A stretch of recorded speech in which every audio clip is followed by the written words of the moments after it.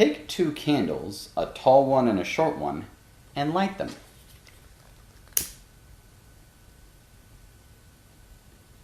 And place them in a jar. One of them will go out before the other. Can you guess which one it will be?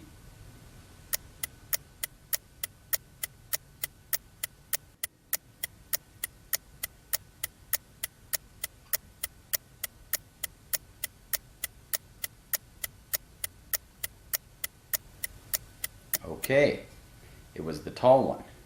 Were you correct? Do you have an explanation now for why this happened? When the candles burn, they produce carbon dioxide, but they also produce heat. The heated carbon dioxide rises because of its lower density. This causes the top one to get more carbon dioxide than the lower one. This speaks to the nature of science. Unless we know all the variables in an experiment, we cannot accurately predict